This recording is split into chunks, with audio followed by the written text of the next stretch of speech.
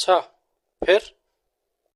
फिर मैं उस हवेली के अंदर गया और मैंने एक अरबी मंत्र पढ़ा, जिसके बाद उस हवेली का कमरे का एक दरवाजा अपने आप ही खुल गया।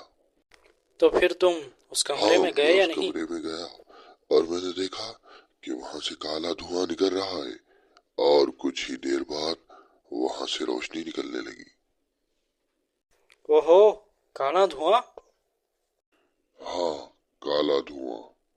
और वो धुआं निकलते निकलते हवा में एक शरीर का आकार ले रहा था। अच्छा, तो फिर क्या हुआ? मैंने अपनी आंखें बंद कर ली क्योंकि वो रोशनी बढ़ने लग गई। कुछ देर बाद मैंने आंखें खोली तो देखा कि एक डरावनी आकृति मेरे सामने खड़ी है, जिसके सर पर एक सोने का ताज है, और उसने कहा, मरहबा मरहबा। क्या? एक आकृति? क्या उसके भी हाथ पांव थे जैसे हमारे होते हैं?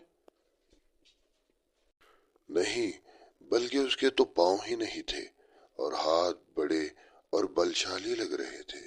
वो करीब 20 से 30 फीट बड़ा था। अच्छा, इतना बड़ा? आखिर वो क्या था? क्या हो सकता है वो? तुम्हें पहले भी ऐसा कोई सपना आया है या ये पहली बार है? मैंने ये सपना बहुत बार देखा और आज फिर से यही सपना आया।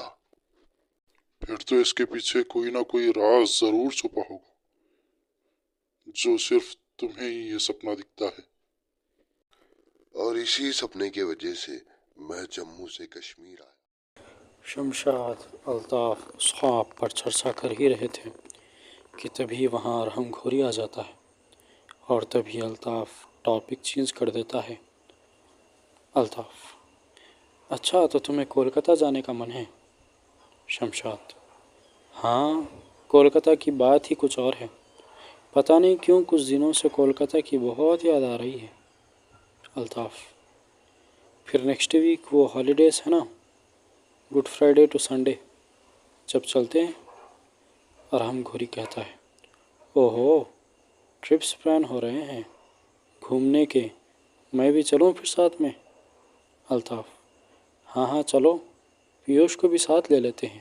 जितनी चालाकी से अल्ताफ भाई ने टॉपिक चेंज किया था, उतनी ही चालाकी से कोई उसी रात किसी के लिए उस हवेली के रास्ते पर जाल बिछा रहा था।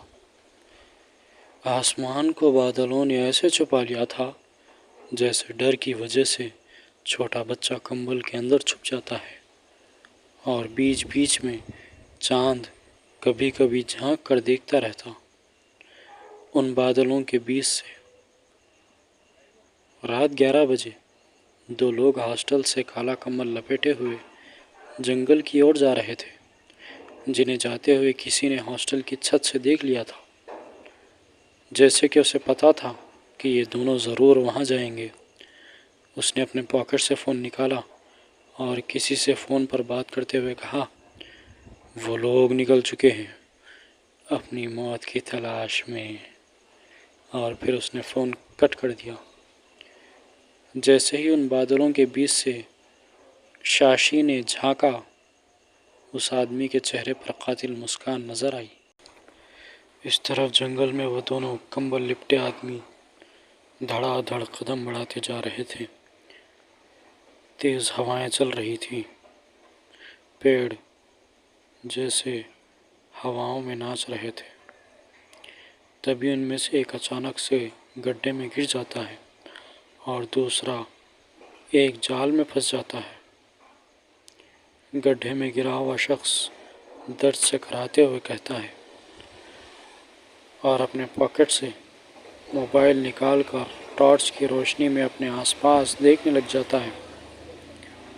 वो एक 20 फीट का गहरा गड्ढा था और वो उसमें गिरा हुआ था। तभी उसे एक आवाज़ आई, शमशाद, तुम ठीक हो? शमशाद ने जवाब दिया, अल्ताफ भाई, मैं ठीक हूँ, बस थोड़ी खरोंचें आई है। और आप? अल्ताफ ने कहा, मुझे जाल में मसलने तक की जगह नहीं है और ये जाल में फंसकर मुझे یہ کہاوت یاد آ گئی، آسمان سے گرے اور کھجور میں اٹکے، لیکن یہاں معاملہ الگ ہے، زمین سے تم گرے اور اس جال میں اٹکا۔ الطاف بھائی، گڈھا لگ بھگ 20 فیٹ جتنا لمبا ہے۔ تبھی شمشاد کو آواز سنائی پڑتی ہے،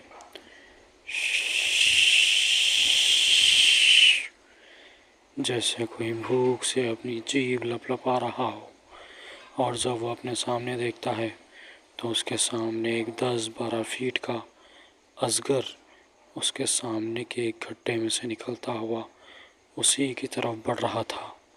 یہ دیکھ کر شمشاد کے ہوش اڑ جاتے ہیں اور وہ چیختے ہوئے کہتا ہے، الطاف بھائی، اژدھا اژدھا!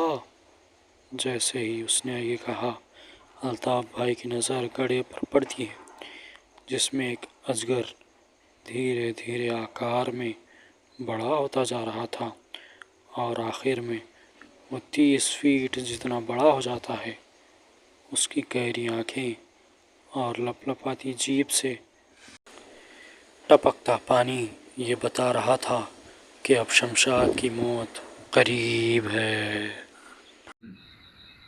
کہانی اچھی لگی ہو تو سبسکرائب کریں اور اپنے متروں کے ساتھ ضرور شیئر کریں، اور ہر سیٹرڈے ایک رومانچک دل دہلا دینے والی کہانی کا